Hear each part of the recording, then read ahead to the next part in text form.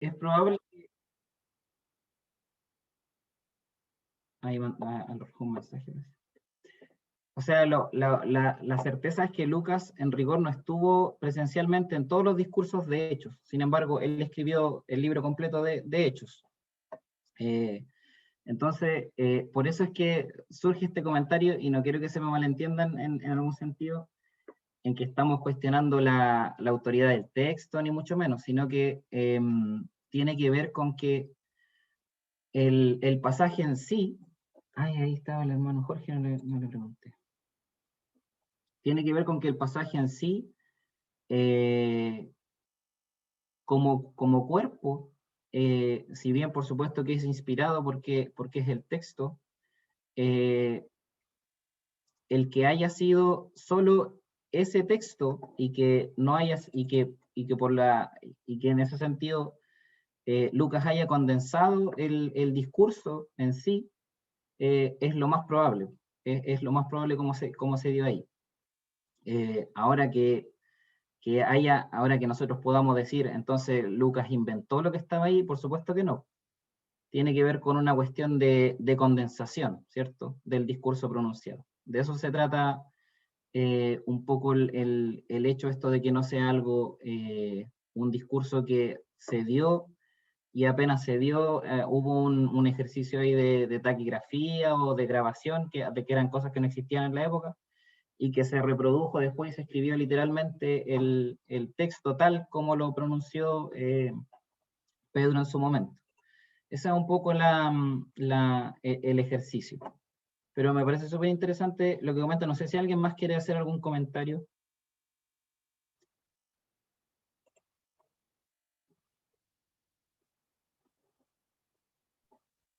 Pastor, Sí, ¿puedo decir algo? sí, ¿Aló? ¿Me escuchan? sí, sí, hermano, sí. No, yo solamente quería decir que, bueno, se entiende, ¿cierto?, que Lucas habla como como relatando hechos que al parecer él recopiló información en los primeros capítulos, no recuerdo cuándo se produce el cambio, donde él, en la forma verbal, ¿cierto?, se ve por la escritura que él se incluye, como que él empieza a vivir esos mismos hechos.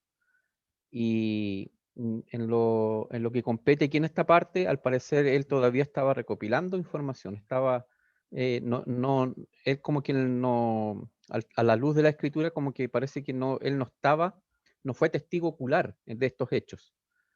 Eh, por lo que hay el cambio de la gramática, ¿cierto?, en el texto que está en capítulos más adelante en el libro de los Hechos.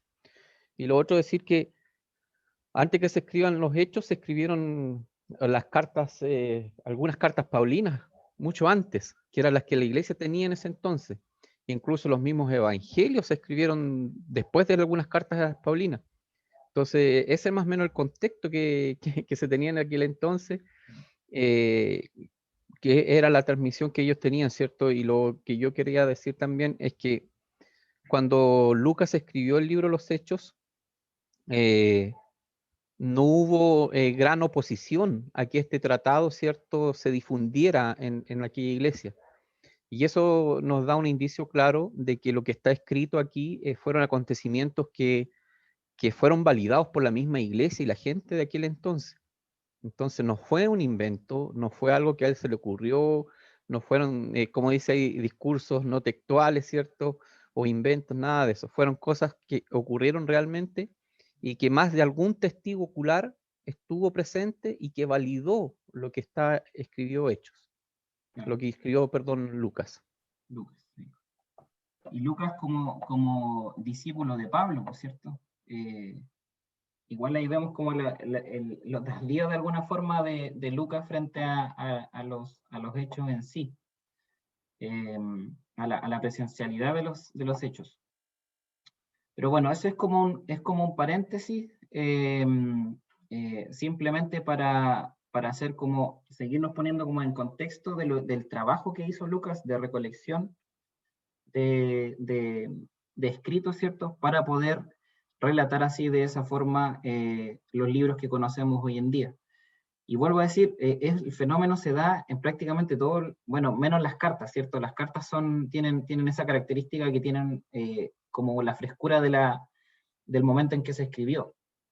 Menos las epístolas no, pero incluso los evangelios, como sabemos, se escribieron mucho después de todo lo acontecido. Entonces ahí hay una cosa que se repite también en este caso en el libro de los Hechos. Y por supuesto que eso en ningún caso quita el hecho de que sean textos canónicos, como dice ahí el hermano Joel, que se respaldaron por la iglesia primitiva, ¿cierto? Que no hubo ningún cuestionamiento.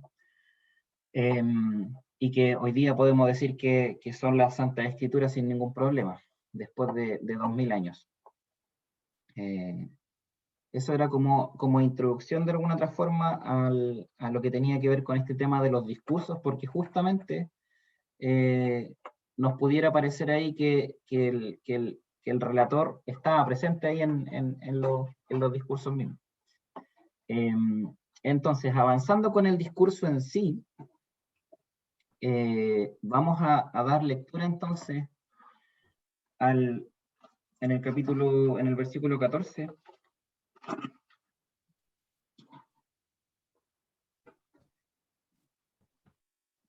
que es el primer discurso de Pedro, y dice: entonces Pedro se puso de pie junto con los otros 11, y con potente voz dijo: varones judíos, y ustedes, habitantes todos de Jerusalén, sepan esto, y entiendan bien mis palabras. Contra lo que ustedes suponen, estos hombres no están borrachos, pues apenas son las 9 de la mañana. Más bien, esto es lo que dijo el profeta Joel. Dios ha dicho: en los últimos días derramaré de mi espíritu sobre toda la humanidad. Hasta ahí vamos a leer ahora, hasta el 17b. Entonces aquí lo que vemos es a Pedro, ¿cierto? Explicando un poco la situación de Pentecostés, lo que se estaba dando, lo que estaba pasando ahí. Toma como recursos el Antiguo Testamento, toma un trozo del libro de Joel, lo reinterpreta a la luz de lo que está pasando, hace una exégesis bíblica, podríamos decir, en ese tiempo, y a la luz de lo que está pasando en Pentecostés, es que interpreta este texto y dice: esto es lo que está ocurriendo ahora. En realidad este pasaje de Joel ahora se está revelando y ahora se está mostrando como lo que es. Y lo primero que llama la atención aquí es la inauguración de los últimos días. Lo que Pedro está diciendo, lo que está ocurriendo ahora, desde que Jesús vino, ya estamos en los últimos días. Y eso es una cosa muy significativa, primero como por detalles, yo diría, porque nosotros de repente como evangélicos caemos, podría decir, como en el error de decir: no, es que mira, ahora ya estamos en los últimos días, porque está pasando esto por acá, porque hay guerra por allá. Y lo cierto es que bíblicamente los últimos días partieron con Jesús. La diferencia de lo que significa realmente los últimos días para nosotros es que nosotros vivimos en una etapa tan pequeña de tiempo, en un lapso tan corto de tiempo, que nuestra perspectiva, lógicamente, es súper reducida, y a diferencia de la perspectiva de Dios mismo, para Él los últimos días son una cuestión igual mínima, pero que hasta la fecha están pasando los 2000 años. Y probablemente, y no sabemos si los últimos días, o esta inauguración que parte con Jesús sobre los últimos días, van a terminar en 30 segundos más, van a terminar en unos segundos más, o van a terminar en 2000 años más incluso. Y eso es como que nos ayuda a cambiar un poco de perspectiva, en el sentido de que los últimos días ya se inauguraron, y se inauguraron con Jesús, y eso significa, con el peso de la historia que tiene, que los últimos días comenzaron hace más de 2000 años. ¿Y qué significa eso? De alguna otra forma, quiero mostrarles un mapa, después voy a volver a esto. Es súper significativo que nosotros digamos que estamos entendamos que estamos en los últimos días, con lo que conlleva eso, porque Jesús inauguró esta etapa del reino, en donde ya trajo el reino, ¿cierto? Entendemos que el reino ya está presente, pero como puse ahí, hay un reino ahora y hay un reino todavía no. es como el reino ya y el reino todavía no. Nosotros vivimos de alguna otra forma en esa etapa que tiene que ver con los últimos días. Y tengo aquí una presentación en donde o sea, con este dibujo voy a intentar explicar un poquitito más de qué se trata esto de los últimos días y el reino ya y el reino todavía no. Cuando hablamos de este siglo, estamos hablando del siglo actual, sin duda, en el sentido de un siglo moderno, por así decirlo, en el que estamos viviendo, y el cumplimiento de Cristo viene a romper en este siglo, volvamos a decir, viene a meterse en este siglo, y nosotros, como ya sabemos, ese cumplimiento nos habla de una promesa de un siglo venidero que va a ser lo escatológico, esto significa lo definitivo. Cuando nosotros también seamos resucitados con cuerpo, ¿cierto? Y estemos disfrutando de la eternidad. Sin embargo, se produce este quiebre apenas ha llegado Jesús, que tiene que ver con los últimos días, y es donde estamos viviendo y seguiremos viviendo quizás por algunos años, o por muchos años, no sabemos, o por unos minutos, no sé, en donde hay un choque de estos siglos. El siglo antes de Jesús, lo que se llamaba como el siglo, lo que estaba antes de Jesús, y se entienda no el siglo como el siglo literal de 100 años, sino que como la etapa, la época de ese siglo, y el siglo venidero, que también se entiende como la etapa final o escatológica en el sentido de lo definitivo. Nosotros estamos viviendo en este quiebre, en este cruce, y eso a eso es lo que me refiero con que el reino ha llegado, pero no ha llegado en plenitud, porque la plenitud está acá. El reino en el siglo venidero. Aquí está la plenitud. Lo que nosotros estamos viviendo es este cruce, en el ya, pero todavía no. Y esto es súper significativo porque lo que quiere decir es que nosotros estamos en una etapa en donde sin duda convivimos con el poder del Espíritu Santo que el Señor nos ha dado, pero también se está metiendo el otro siglo, la otra parte del reino, la parte que no es reino, la parte que tiene que ver más con el reino del mundo, por así decirlo, por el reino que no es de Dios. Y vivimos en esa tensión constante. Eso es lo que estamos viviendo nosotros de esta etapa desde la llegada de Cristo, y no sabemos hasta cuándo, hasta su venida, sin duda, pero no sabemos cuándo va a ser su venida. Y aquí hay un cruce, como decía yo, de estas etapas, y en el sentido de que siempre, lo que quiero ejemplificar aquí es que siempre vamos a estar en esa tensión del rey, de que estamos viviendo el reino, pero todavía no. Hay una superposición de las edades, como dice ahí. El reino ha llegado, es vital mantener un equilibrio entre el ya y el todavía no del reino de Dios. Y en este cruce en donde estamos viviendo como lo viejo, por así decirlo, antes de que Cristo llegara, y el reino venidero, hay evidencia del reino de Dios sin duda en las señales, signos y milagros que podemos evidenciar también en esta época. Sin embargo, no estamos viviendo en la plenitud. Y eso lo tenemos que tener súper claro.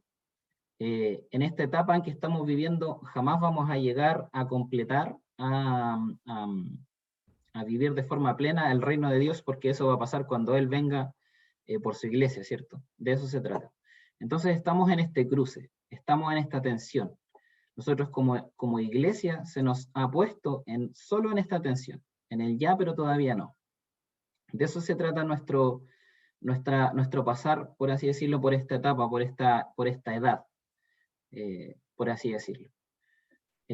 Así que es súper, quizás gráficamente, súper interesante poder evaluarlo, y es por eso que nosotros debemos entender que nuestro andar como iglesia, como cuerpo de Cristo, siempre va a estar en esa tensión.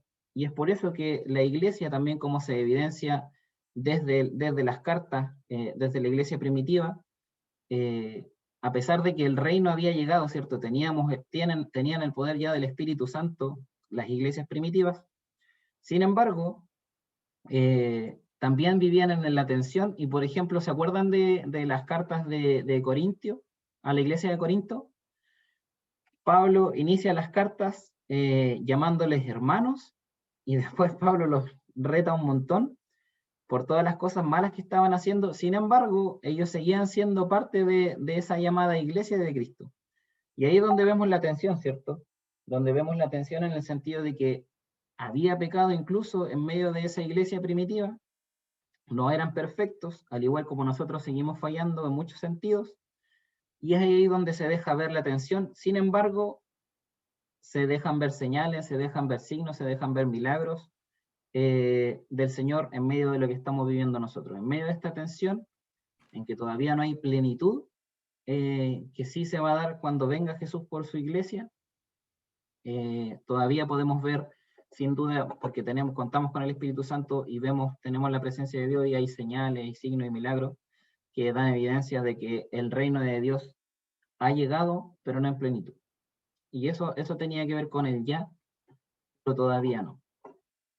Bien, entonces, con este discurso en donde vemos que esos últimos días que inauguran esta llegada del reino de Dios, ya comenzaron y se inauguran también con la llegada del Espíritu Santo, ¿cierto? Vamos a ver los puntos que va mencionando entonces aquí Pedro, citando el libro de Joel, que están en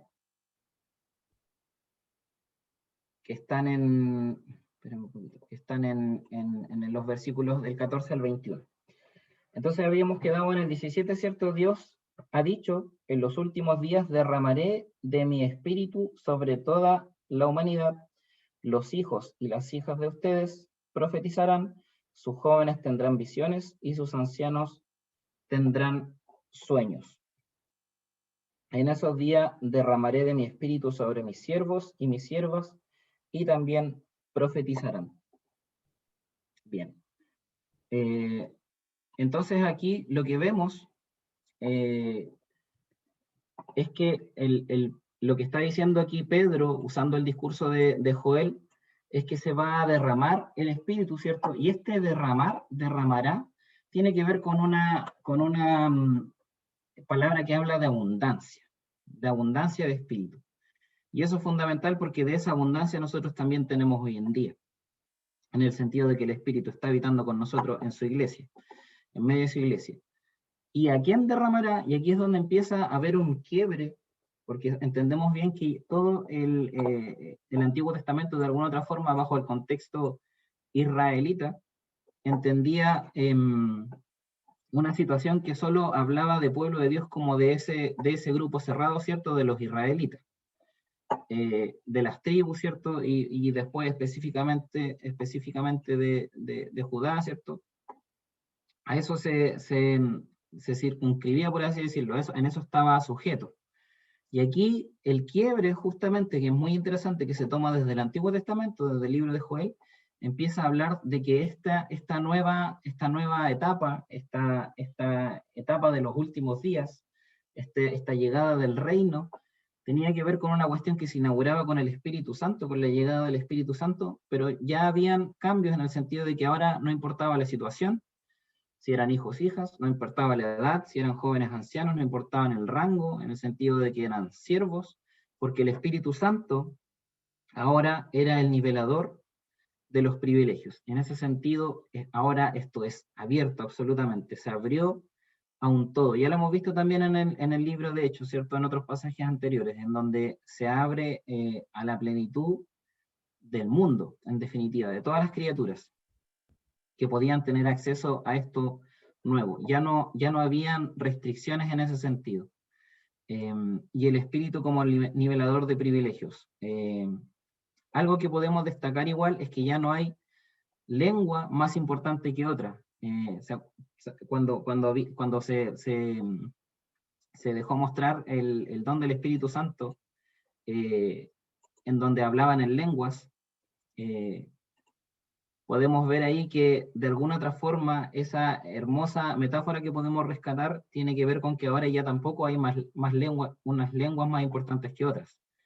Ya no es el arameo, ni el hebreo, ni el griego las lenguas más importantes, sino que ya no tiene que ver con eso. Hay una horizontalidad, podríamos decir, en ese sentido. Y este es un punto que tenemos que llevarlo sin duda a la reflexión hoy en día como iglesia, en el sentido de que podamos encarnar, podamos asumir profundamente que el Espíritu Santo no hace distinción alguna en el sentido de quienes pudieran ser sus hijos. No hay nada que haga esa distinción. Cualquier persona que pueda, o sea, que reciba el Espíritu Santo va a poder ser llamado hijo de Dios sin que hayan distinciones previas, ¿cierto? Sin que hayan alguna característica que los separe previamente para no poder recibir el Espíritu Santo y poder ser llamado hijo de Dios. Y más aún en nuestro contexto de iglesia, hoy en día, quizás una de las cuestiones con las que, sin darnos cuenta mucho, también luchamos, o nos enfrentamos de alguna forma, es en quién o en qué personas, dependiendo de su erudición, de cuánto saben, de qué tan instruidos son en otras áreas de educación, por así decirlo, pueden ser parte más importante o menos importante de la iglesia. Por eso es que puse ahí que nuestra erudición, entre comillas, no sea motivo para marginar. Porque aquí lo que manda, por así decirlo, lo profundo realmente, y eso es lo que se quiere mostrar también en estos pasajes, es que ya no hay nada más que margine. Es solo el Espíritu Santo obrando en las personas. Ya no importa color, ya no importa género, no importa qué lenguas maneja, no importa qué tan erudito es en una cosa o en otra, es el Espíritu Santo obrando en las personas. Y aquí yo creo que hay una reflexión también que nos viene a hablar de nuestras clasificaciones sociales.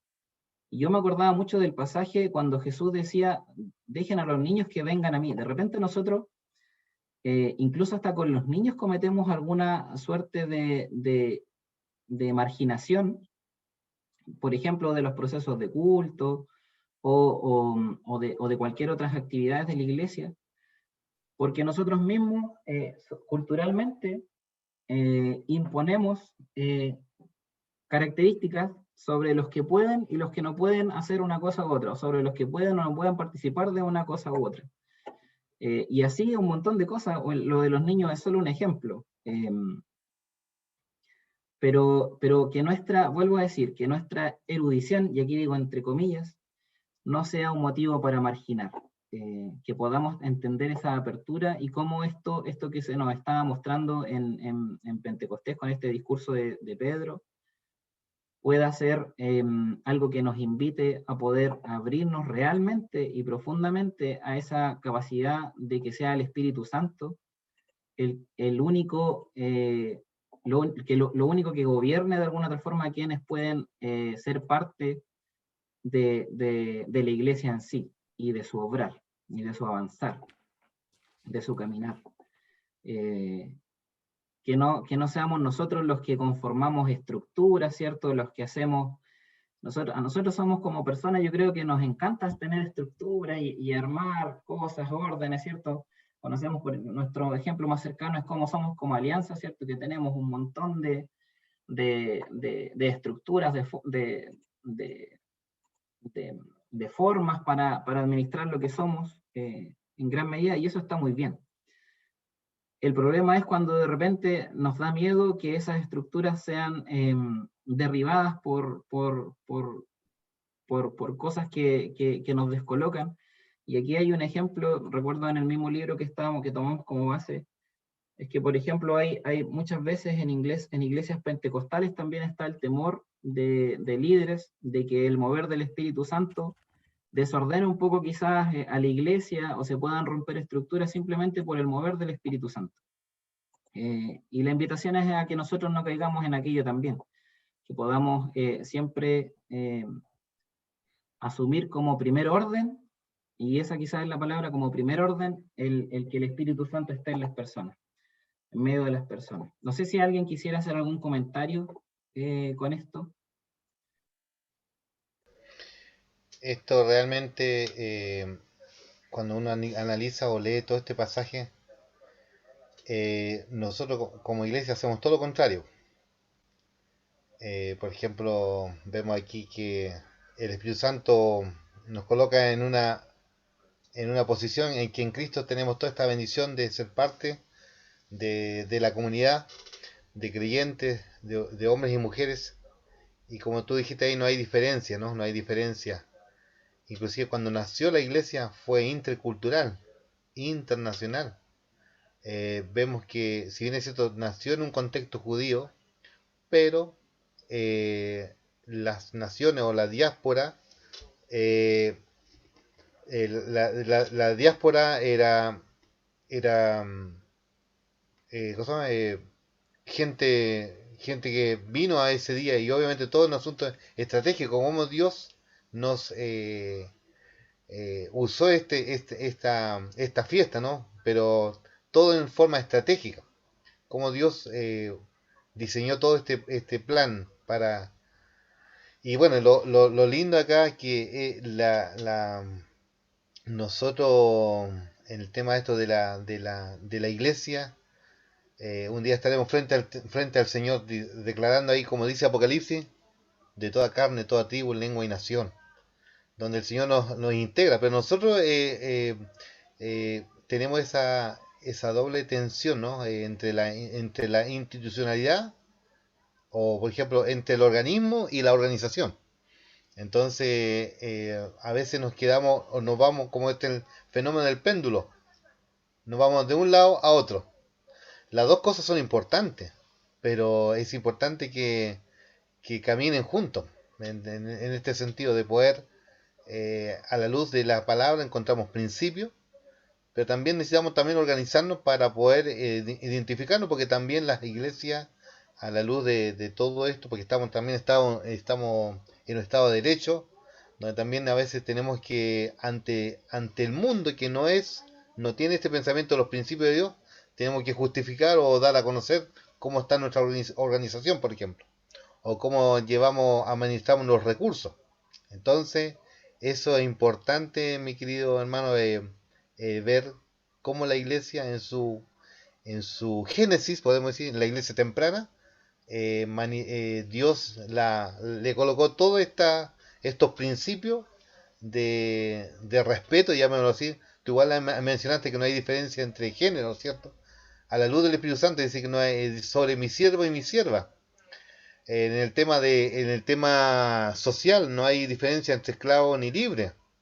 Tenemos el ejemplo ahí de cómo el Señor ahí trata con Onésimo, ¿se acuerdan? Con Filemón y Onésimo, un ejemplo. Como ellos debían tener una visión distinta a esto al hermano. Ya no es un esclavo, sino que un hermano tuyo. Ya, entonces, eso quería más o menos decir esto, Gerardito, en cuanto cómo va desarrollándose aquí el libro de los Hechos cuando ahí viene el Espíritu Santo. Gracias, doctor. No sé si alguien quería decir algo.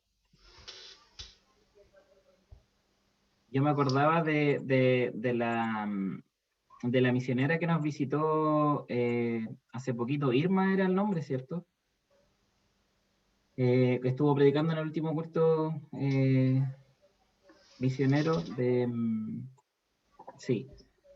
¿Se acuerdan que ella hablaba un poco de esto en el sentido de que muchas veces como misiones también había una actitud bien paternalista cuando se llegaba a algún otro sector, en donde se imponían de alguna forma formas de culto, formas que tenían que ver más con una cuestión cultural que nosotros habíamos adoptado como Occidente y que se imponían en otras culturas.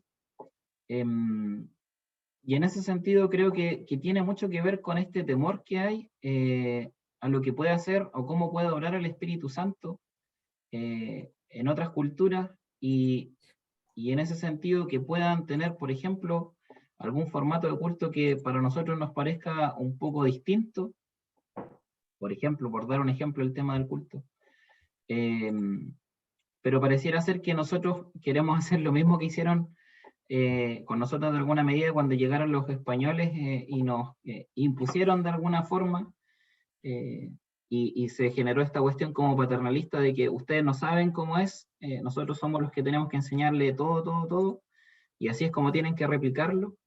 De alguna forma, este pasaje lo que hace es que nos invita a abrirnos al obrar de Dios, en definitiva, de lo que puede hacer en la vida de las personas, sin que hayan otras reglas o cosas que marginen, ¿cierto? Que tengan que ser como impuestos, por así decirlo, para que podamos nosotros entonces decir, esta sí es iglesia de Dios y estos sí son hermanos. Tenemos como temor a eso. Yo creo que de alguna forma tenemos un temor a eso. Ahora, más adelante vamos a ir viendo que por supuesto que hay cosas que son bíblicas fundamentales para poder ser iglesia, y eso es lo que vamos a seguir avanzando. No sé si alguien más quiere hacer algún comentario.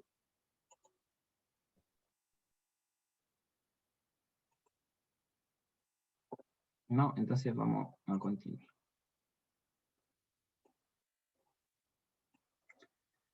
Bien, ya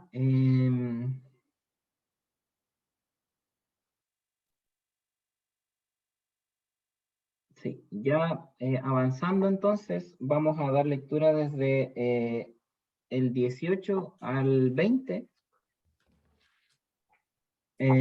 hasta el 21 más bien. Dice, en esos días derramaré de mi espíritu sobre mis siervos y siervas, y también profetizarán.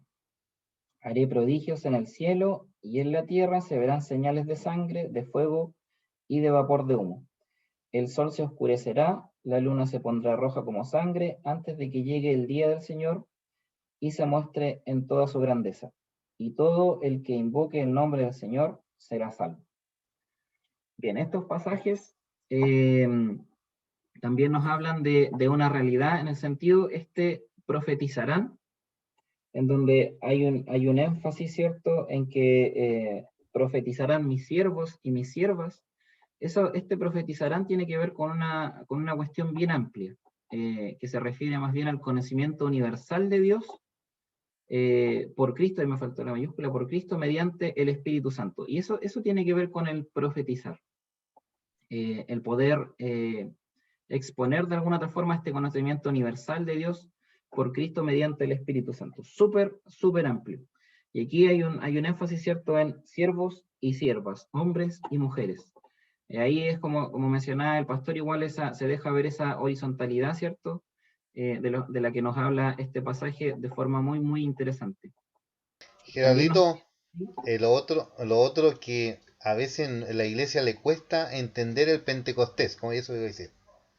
Casi más nosotros hoy día estamos, en vez de estar en el Pentecostés, estamos en el tiempo de Babel, donde nadie nos entiende nada, donde cada uno habla, y por eso el Evangelio a veces la gente no entiende, porque tantas cosas que de repente se crean, y al final el Evangelio de Cristo es algo singular. ¿Ya? Si uno ve la enseñanza de Cristo, él mostró, siendo el Hijo de Dios, se encarnó a nosotros y vivió era uno más de nosotros, pero nosotros hemos estado con esa plataforma de Babel. Entonces, si nosotros es como hoy día, porque dice en el Pentecostés, en la lengua que hemos nacido, escuchamos las maravillas de Dios. Entonces, hoy día como que la gente no entiende, porque tenemos tantas fórmulas religiosas que al final eso a veces nos perdemos. Entonces, que si uno ayude en ese sentido de estar enfocado como en el Pentecostés. Eso quería agregar. Sí. Sí, sin duda, todo lo que estamos repasando aquí tiene que ver con algunas de las cosas que tenemos que retomar, yo diría como cosas básicas, fundamentales y que son trascendentales, ¿cierto? Que tienen que irse abarcando en todos los tiempos de la iglesia.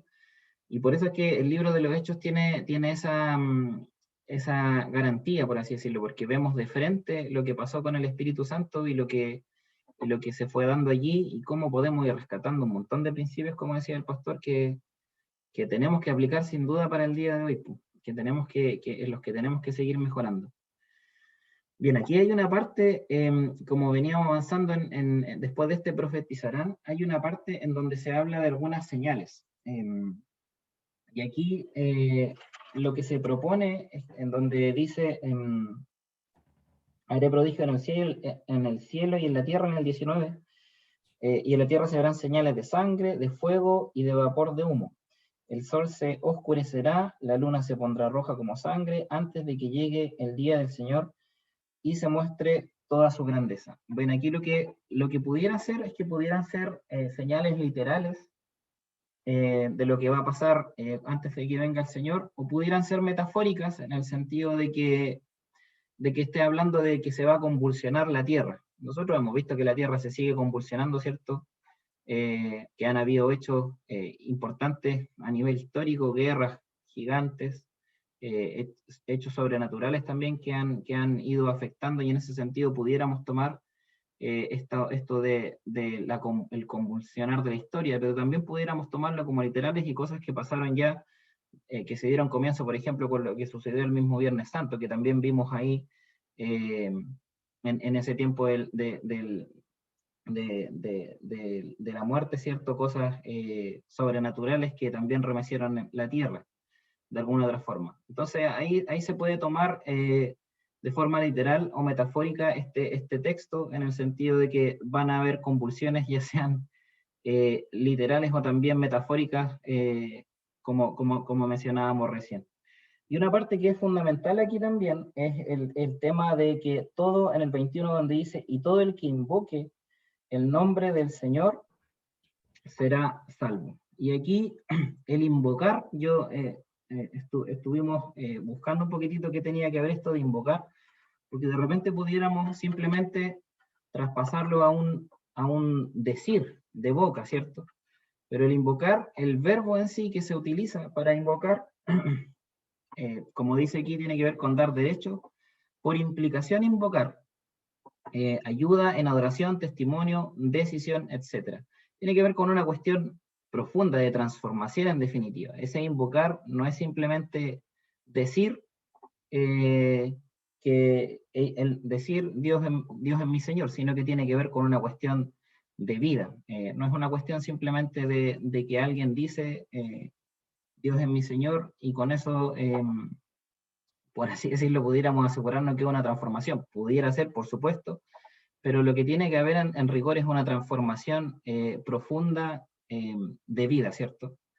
Y por eso es que se habla de testimonio y de decisión también, que tiene que ver con esas cosas, con transformaciones de vida fundamentales, con cambios radicales. Es algo que vamos a ir viendo también un poquitito más adelante a medida que avanzamos en el texto. No sé si alguien quiere hacer algún comentario.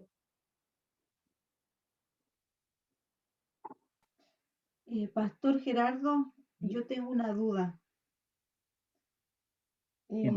O sea, volviendo un poquito atrás, por ejemplo, cuando dice derramaré de mi espíritu sobre toda carne y vuestros hijos y vuestras hijas profetizarán. Esa palabra profetizarán, en lo concreto, ¿qué estaba diciendo acá este discurso?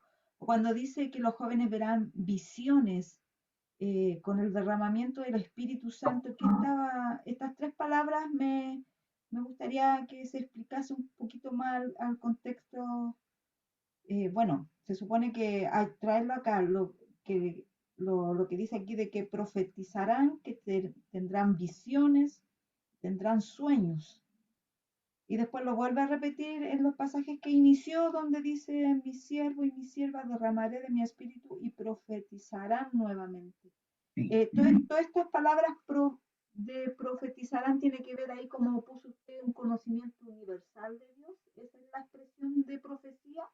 Sí, en rigor es súper amplio, hermana. Tiene que ver con esto de un conocimiento universal de Dios, del hablar, ¿cierto? Pero no descarta el tema, como dice arriba. De hecho, Lutero, por ejemplo, él decía que este profetizarán también se estaba refiriendo netamente al tema de las visiones y de los sueños. Entonces no es una cuestión que digamos esto sí y esto no, sino que es súper amplio. Este profetizarán abarca un todo, que por supuesto no deja ni los sueños ni las visiones fuera. Pueden pasar esas cosas sin duda en este sentido cuando se menciona el profetizarán. Así que no es algo que se descarte como obra del Espíritu Santo. Claro, Ahora es que entendemos yo bien. lo tenía entendido como que era precedir alguna cosa, como algo, no sé, que una persona en este tiempo pueda tener, la palabra profetizar, ¿cómo se dice? Predecir alguna situación, algún acontecimiento que se pueda dar a través del Espíritu Santo, que en este tiempo la iglesia también pueda tener esa característica. De repente se han escuchado testimonios de que alguien le preside a otro una situación clara, precisa, concisa. Cosas, por ejemplo, que nadie sabe, que nadie entiende, que está en el corazón de Dios, en el secreto de Dios, no sé cómo decirlo, pero como que esta palabra profetizar, bueno, debe ser como usted dice, que es súper amplio, pero Sí. cuando yo la escucho me da a entender en este tiempo que a lo mejor también está guiada por el Espíritu en predecir cosas también en medio nuestro, ¿o no? Sí, sí, sin duda Porque que sí. como dice conocimiento universal de Dios, claro, acá ese conocimiento está en la escritura, en la palabra de Dios, y aquí es donde crecemos y aprendemos. Pero yo me iba un poquito más allá, así como en lo milagroso de este tiempo en el tema de profetizar, de las visiones o de los sueños. Porque yo también he escuchado hermanos que han dicho que han tenido sueños reveladores, no sé, pues, y que Dios les ha hablado a través de los sueños, como que me fui para ese lado, o sea, Sí. más, Entiendo su pregunta, hermana, y sí, sin duda que nosotros no podemos descartar, así a rajatabla, no podemos descartar nada de eso, no podemos descartar que el Señor efectivamente pueda también hablar con aquello. Ahora una cuestión que es como costumbre de los aliancistas, yo creo, es que tenemos que ser muy cautos, muy cuidadosos con esas cosas, ¿cierto? Porque, como digo, no podemos descartarlas, sin embargo, no podemos tomar cualquiera, ¿cierto? Y afirmarnos sin siquiera sospechar de alguna otra forma, por lo menos a la luz de la Biblia, ¿cierto? A la luz de la Escritura, que eso es lo que amén. tenemos con firmeza. Porque yo creo que hay de los dos casos. Quizás todos hemos sido testigos de ambos casos en algún sentido. Yo también doy testimonio, no de que yo profeticé ni dije algo, pero sí de hechos, de que un hermano se acercó, un pastor se acercó, le dijo a alguien, a una persona que, en especial, que era el momento de que no tenía que irse fuera del país porque sí, iba a salir alguien de misiones. Y este pastor se acercó y le dijo, estoy seguro y es un mensaje del Señor que dijo, este no es el tiempo. Y pasó así y sin duda que se confirmó que eso era palabra del Señor. Y eso pasó, el Señor utilizó, y de hecho yo puedo decir que fue confirmación del Señor sin duda, porque incluso se usaron a dos hermanos que de la misma forma, fueron dos personas distintas de la misma forma, hablándole a la misma persona esta que tenía que salir de misiones, que no tenía que salir de misiones en un momento, y ella le confirmó eso. Eso fue una confirmación para su vida de que efectivamente tenía que quedarse y no salir en aquel tiempo. Así que hay, por supuesto que pueden pasar esas cosas, pero sin duda que tenemos que tener mucho cuidado. Yo he escuchado un montón de este tiempo, desde el año pasado, un montón de mensajes por WhatsApp que circulan de profecías, de sueños, unas calamidades terribles que suceden, que personas hablan que eso va a pasar, cosas que ya deberían haber pasado de alguna forma, y yo creo que no es malo que tengamos una sospecha, hermano, sobre todo a la luz de la Biblia, de la claridad de eso, porque también hay personas que juegan un poco con aquello, o hay personas que simplemente no sé si son utilizadas por el Señor, sino que se dejan llevar por otro tipo de cosas, qué sé yo, temores, y en eso tenemos que tener cuidado porque el corazón es súper engañoso. Y por eso es que tenemos que nosotros sospechar no está mal, sobre todo si lo hacemos a la luz de la Escritura. Si somos serios y podemos hacerlo a la luz de la Escritura está bien, pero no podemos descartar, como dice esta hermana, de ninguna forma, descartar y decir, esto no va a pasar nunca más, nadie va a poder profetizar nada, no podemos hacer eso porque puede haber obra del Espíritu Santo sin duda. El pastor iba a decir algo así. Sí, Gerardito. Bueno, pastor, esto es tan amplio. Todo esto es un misterio, ¿no? Son misterios que el Señor nos permite aquí. Por eso es bueno estudiar en comunidad la escritura, porque cuando nosotros estudiamos así a nuestra manera, por sí solos, ahí donde vamos por otro lado, nos vamos por el péndulo, como se dice. Pero aquí yo creo que, bueno, aquí a la luz, ¿se acuerdan? Dice, en los postreros días, uno hace esa pregunta. ¿Y cuándo comenzó los postreros días? Con la venida de Cristo, ¿cierto? Entonces los postreros días partió desde ahí. Bueno, cuando Cristo vino no estaba el Nuevo Testamento, no estaba el libro de los Hechos, no estaban las cartas de Pablo. Entonces, para Jesús era la Biblia el Antiguo Testamento, para la iglesia primitiva también. Entonces, es un proceso. Entonces, cuando hablamos de la profecía, como dice acá, es muy amplio, pero tiene que ver con la proclamación, revelar los misterios de Dios, de anunciar el mensaje de Cristo. Entonces, bueno, tenemos ejemplos en la Biblia que Dios habló a través de sueños. Ahí mismo José también tuvo sueños cuando, ¿se acuerdan? Cuando tuvo que huir a Egipto para salvar al Señor, porque Herodes estaba haciendo iba a hacer la matanza de los niños. Entonces, son cosas puntuales, lo que hoy día también nosotros podemos ver, ahora nosotros muchas veces podemos descansar en los sueños, porque yo pertenecía a una iglesia donde giraba todo en torno a los sueños y las visiones, pero no había palabra de Dios. Entonces es el otro extremo donde también era tan peligroso que al final esa iglesia se diluyó porque no había consistencia en la escritura. Cada uno realmente lo que se imaginó y pesaba más ese sueño que la escritura. Entonces, eso también es importante eso. Hay cosas providencialmente, como el pastor Gerardo hablaba de estas cosas puntuales. De repente el Señor, de repente tú necesitas una respuesta así, ya. Y el Señor te responde así como en forma milagrosa. Entonces, son cosas puntuales. Entonces, allí cuando hablamos de la predicación o de la profecía, yo creo que la iglesia tiene una misión profética de seguir anunciar la palabra de Dios. Entonces como se dijo, es tan amplio, es tan profundo esto. Entonces es importante que la palabra o la profecía esté acorde con lo que está revelado, ¿ya? Eh, y eso, el mismo Espíritu del Señor nos confirmará, como dice, Dios no es un Dios de confusión. Quienes estamos allí cada día alineados a la Escritura, dependencia del Espíritu Santo, al mismo tiempo tenemos humildad frente a la voz del Señor y obviamente vamos a tener la confirmación del Señor. Y una de las confirmaciones del Señor dice que es su paz. El Señor va a darnos de su paz. Eso quería contar un poco, mi querido Pastor Gerardo. Muchas gracias, pastor. Ahí se cruzó la carita atrás. Bien, entonces, no sé si alguien más quería comentar algo. ¿Cómo estamos con la...? Uy, son las 10. Vamos a avanzar entonces como tercera parte, en testimonio de Pedro sobre Jesús. Vamos a estar viendo este esquema. Esto es súper interesante, porque aquí Pedro lo que hace es un esquema. ¿Sí, el pastor? Sí. Gerardo, se me había ido un detalle en cuanto a las visiones de los sueños. Hoy día el Señor está obrando poderosamente los sueños, por ejemplo, en el mundo musulmán. Por ejemplo, hemos visto testimonio de Dios se ha revelado a través del sueño de alguien que le habla y es el Mesías, hablando del Cristo. Entonces, ellos frente a todo eso ven, hayan habido conversiones con esa naturaleza. Por eso, yo también tengo testimonio de mi padre, mi abuelo, no sabían ni leer ni escribir. Y mi abuela, mi bisabuela, mi tatarabuela, en el tiempo tuvo un sueño ella, que venía una persona a traer un buen mensaje para la comunidad. Y él siempre tuvo un sueño.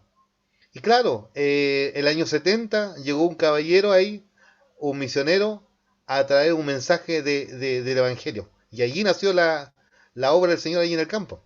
Por ejemplo, ella siempre venían diciendo, y mi papá siempre se recuerda eso, pero no había Biblia, ¿me entiendes? No había templo, no había iglesia, no había reunión, sino que ella tuvo un sueño de que alguien iba a traer una buena noticia. Siempre Y eso era como entre los mapuches se contaban los sueños, lo que se llama el peuma, ¿cierto, hermano Jorge? Entonces, es una experiencia. En el mundo musulmán, yo he estado escuchando mucho, constantemente, este testimonio, porque yo estoy involucrado en el tema misionero. Y ahí veo cómo Dios obra. Y el Señor siempre, siempre ha tomado la iniciativa en revelarse. Él usa de distintas maneras. Las formas es la multiforme gracia de Dios para hablarlo. Ese detalle se me había quedado, Pastor Gerardo, disculpe. Sí, sí, súper bueno, gracias, pastor. Sí, la Carito igual me ha contado de esa experiencia en que el Señor se ha revelado por sueños de forma milagrosa. Es como que no hay, prácticamente es como que no había otra manera de que la persona se enterara y lo hace por el sueño y le revela todo y cambia su vida, por supuesto, de ahí en adelante con un sueño directamente del Señor. Y eso, sin duda, que es obra del Señor en este tiempo, en estos días, y tiene que ver también, por supuesto, con la profetización. El problema, claramente, como decía el pastor, es cuando de repente extrapolamos solo el profetizar a esto de como de la ver el futuro o determinar. No es solo eso, es mucho más amplio y quizás eso es una parte incluso no tan amplia o tan expresada en lo que somos, en lo que somos iglesia, ¿cierto? La tarea, porque esto es algo que abarca toda la iglesia, el profetizar, cada uno de nosotros, de una u otra forma. Entonces es una tarea que estamos cumpliendo hoy en día. Usted donde está, usted en su trabajo, usted en su casa, está cumpliendo esa misión y de esa universalidad en la que estamos hablando ahí cuando se menciona el profetizar. Bien, esta parte que vamos a ver ahora rápidamente tiene que ver con un esquema, diría yo, que va proponiendo Pedro, que es súper interesante, porque ahora ya nos salimos del contexto en que Pedro estaba usando el Antiguo Testamento, y ahora ponemos ahí que dice el testimonio de Pedro sobre Jesús, y dice, la mejor forma de entender el Pentecostés es Jesús. Ahora Pedro como que da un vuelco en algún sentido. Dijimos que partimos hablando de cómo está explicando el Pentecostés a través del libro de Joel, ¿cierto? De lo que se estaba dando allá, utilizando el Antiguo Testamento, con la relevancia que eso tenía, lógicamente, para el pueblo judío, ¿cierto? Pero ahora utiliza a Jesús, al Mesías. Y primero lo hace hablando de su vida y ministerio. Vamos a leer el versículo 22, dice, varones israelitas, escuchen mis palabras, Jesús Nazareno, que fue el varón que Dios aprobó entre ustedes por las maravillas, prodigios y señales que hizo por medio de él, como ustedes mismos lo saben. Aquí está hablando del ministerio de Jesús en general. Dentro de este esquema, por así decirlo, es que todo esto comienza como está explicando Pedro aquí el Pentecostés, ¿cierto? Ese es el contexto, por así decirlo, la vida de Jesús. La vida de Jesús es fundamental como inicio, como bloque inicial, por así decirlo, para entender esta estructura. Vida y ministerio de Jesús. Es fundamental y Pedro ahí por eso este discurso de Pedro es tan hermoso, porque tiene cosas muy, muy sustanciales. Vida de Jesús y ministerio de Jesús, en primera mención. Versículo 23, dice, fue entregado conforme al plan determinado y el conocimiento anticipado de Dios, y ustedes lo aprendieron y lo mataron por medio de hombres inicuos, crucificándolo. Aquí habla de la muerte de Jesucristo como una cuestión que tenía que ver con el propósito de Dios. A pesar de que fue entregado por hombres pecadores, ¿cierto? Tenía que ver con el propósito de Dios su muerte. Aquí Pedro lo deja ver de alguna otra forma. Entonces ya vamos viendo dos estructuras, dos pilares, por así decirlo, fundamentales para poder ir entendiendo a través de Jesús lo que está pasando en Pentecostés y esta nueva etapa, esta nueva era, por así decirlo, del Espíritu Santo, de vida, ministerio y la muerte de Jesús como etapas fundamentales. Ahora vamos con la resurrección, del 24 al 32. Dice, pero Dios lo levantó liberándolo de los lazos de la muerte, porque era imposible que la muerte lo venciera. De él dice David, siempre veía al Señor ante mí, él está a mi diestra y nada me perturbará. Por eso mi corazón se alegró y mi lengua cantó llena de gozo.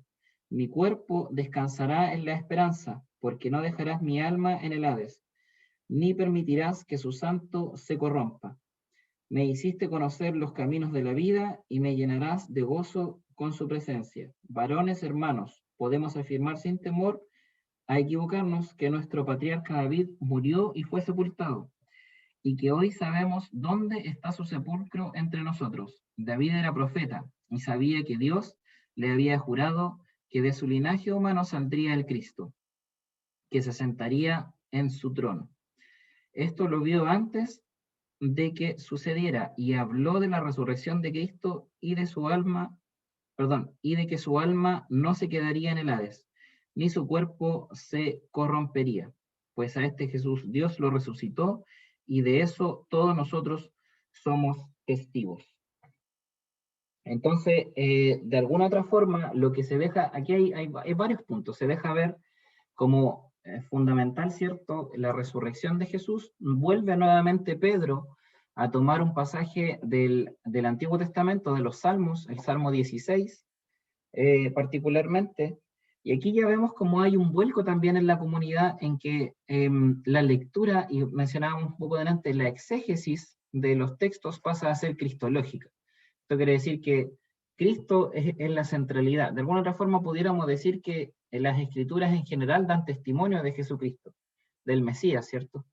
Y ahora Pedro ya estaba entendiendo que este Jesús que anduvo ahí en la tierra junto a ellos era este Cristo, este Mesías que estaban esperando. Y por eso es que las interpretaciones del Antiguo Testamento se dan de esa forma cristológica y se le atribuyen a Jesucristo. Entonces se produce de alguna otra forma este cruce en que pudiéramos decir que chocan cristológicamente el Antiguo Testamento y el Nuevo Testamento. Ahí hay un cruce que para nosotros los que somos lectores de ambas partes es fundamental, ¿cierto? Porque nosotros ahora ya tenemos una visión cristológica también del Antiguo Testamento, algo que las personas de ese tiempo no tenían y que recién estaban haciendo. Nosotros ya tenemos aquello.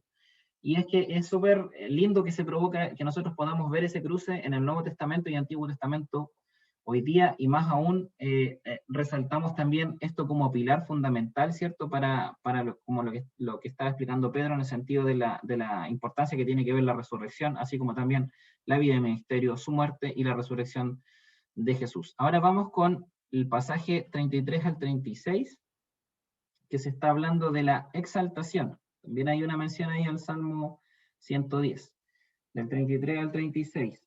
Dice, 33 al 36 dice, y como él fue exaltado por la diestra de Dios, recibió del Padre la promesa del Espíritu Santo y ha derramado esto que ahora están viendo y oyendo. David mismo no subió a los cielos, pero sí dice, dijo el Señor a mi Señor, siéntate a mi derecha y hasta que yo ponga a tus enemigos por estrado de tus pies. Sépalo bien todo el pueblo de Israel, que a este Jesús, a quien ustedes crucificaron, Dios lo ha hecho Señor y Cristo. Bien, ahí está haciendo mención, ¿cierto?, de la exaltación, utilizando nuevamente otro salmo, que es el Salmo 110. La exaltación entonces es lo que está enfatizando ahí el pasaje como fundamental también dentro de estas bases, por así decirlo, para entender lo que estaba sucediendo en Pentecostés por medio de Cristo. Es importante aquí que Pedro hace nuevamente como que explica el pasaje, en donde se deja entender que David está hablando de Jesús, ¿cierto? Ya está hablando, profetizando de ese Jesús o sea, de ese Cristo que iba a venir. Eso es lo que está de alguna otra forma explicando Pedro y que hace el énfasis de que está hablando de ese Señor. Además, también en los otros pasajes vemos como enfatizaba el tema de que la tumba de David estaba ahí y estaban ahí sus huesos. No así Jesucristo, que había resucitado y que ellos mismos habían sido, dice ahí, testigos de aquello. Y avanzando con la otra base fundamental, por así decirlo, para entender a través de Jesucristo lo que estaba pasando en Pentecostés, iríamos al versículo 37 y 39, que dice, al oír esto, todos sintieron un profundo remordimiento en su corazón y le dijeron a Pedro y a los otros apóstoles: hermanos, ¿qué debemos hacer?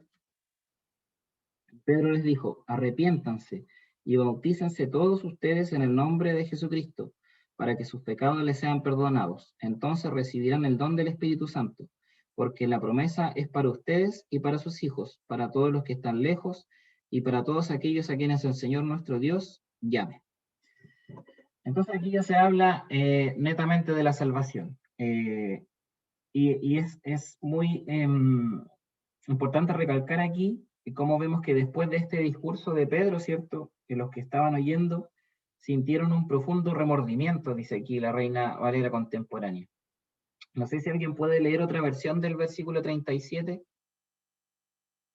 Yo tengo la latinoamericana, lo voy a buscar. Ya.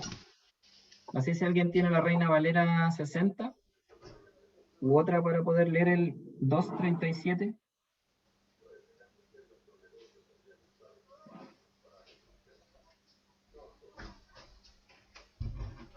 La Reina Valera 60, ¿la leo?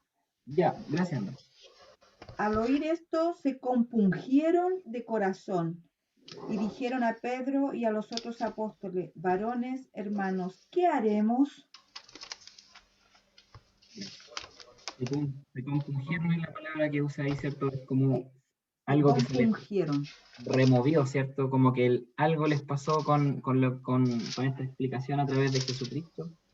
Y en ese mismo discurso es que podemos ver el acto de salvífico, por así decirlo, con el mismo Señor y con la predicación. ¿El pastor pilló la 37? Sí, 2:37, ¿cierto? Sí. 2:37. Sí. Dice así, hasta el 39. ¿No? Dice, al oír esto, se afligieron profundamente. Dijeron pues a Pedro y a los demás apóstoles: hermanos, ¿qué debemos hacer? Pedro les contestó: conviértanse y háganse bautizar cada uno de ustedes en el nombre de Jesucristo, para que sus pecados sean perdonados, y Dios les dará el Espíritu Santo, porque la promesa es para ustedes y para sus hijos y para todos los extranjeros a los que el Señor llame. Perfecto. Profundo. Sí. Universal. Profundo, y ahí hay una impresionante, como en el mismo pasaje del discurso ya se puede ver que hay un remordimiento, como dice esta versión, en las personas que estaban escuchando, y después de eso aflora la posibilidad para el arrepentimiento, ¿cierto? Que es lo que les dice Pedro. O conviértanse, como decía la versión del pastor, la latinoamericana. Y ahí viene entonces, y después dice: bautícense en el nombre de Jesucristo para que sus pecados sean perdonados, entonces recibirán el don del Espíritu Santo. Hay pasajes más adelante, generalmente en Hechos, la llegada del Espíritu Santo también tenía que ver con el bautismo en sí, pero hay otros pasajes en que no. Nosotros entendemos que no es que cuando nos estamos bautizando en agua es que estamos recibiendo el Espíritu Santo, ¿cierto? Sino que hay algo previo. Bueno, Hechos de alguna otra forma nos pudiera confundir un poco en eso también, porque hay pasajes en que justamente en esta etapa de Pentecostés también tenía que ver con el bautismo en agua, el bautismo del Espíritu Santo se cruzaban, estaban juntos. Pero hay otros pasajes que más adelante también vamos a ir trabajando, que también están en Hechos, en que no se da así, en que está esa separación. Ya, solo como para aclarar ese punto por si nos surgía alguna duda con aquello. Bien, y avanzando en el 40-41, que es la última, por así decirlo, de estos bloques que estábamos viendo de cómo por medio de Jesús entendemos esto que estaba pasando con Pentecostés. Del 40 al 41 dice, y con muchas otras palabras les habla y los animaba. Les decía: pónganse a salvo de esta generación perversa. Fue así como los que recibieron su palabra fueron bautizados, y ese día se añadieron como 3.000 personas. Entonces aquí de lo que nos está hablando es que ya hay una nueva comunidad y de alguna forma tiene que haber una identificación pública en aquello. Y eso es fundamental para nosotros también. Tenemos que, sin duda que como iglesia tenemos que sentirnos identificados públicamente también como en la iglesia de Cristo. Y tenemos que sentirnos parte de esa comunidad a la que ahora pertenecemos. Y esto yo creo que es algo que se ve mucho por estos días, ¿eh? Como que de repente hay muchos que simplemente quieren ser llaneros solitarios y andar y ser llamados así como cristianos solitos y no participar de ninguna iglesia, como alejarse. Y el participar de la iglesia, en definitiva, tiene que ver con esto de la comunidad también, y tiene que ver también con la identificación pública. Está como unido de alguna forma también. Tenemos que ser parte de una iglesia no solo porque es bueno que como para entregar, para poder servir ahí con nuestros dones, para poder seguir aprendiendo, para poder seguir nutriéndonos, sino que tiene que ver con una cuestión de la esencia de lo que es la comunidad cristiana. O sea, la comunidad cristiana siempre nació como comunidad. No hay individualidades, es parte fundamental de lo que somos. La iglesia tiene que ser, si no hay esa unidad, no somos iglesia, dejamos de ser iglesia en algún sentido. Y aquello es fundamental, que no nos aislemos, que no seamos esos llaneros solitarios, sino que tengamos esa humildad de poder decir necesitamos del otro en ese sentido, necesitamos aprender del otro, necesitamos estar con el otro. Que esa humildad sea parte de lo que nos caracteriza como iglesia también.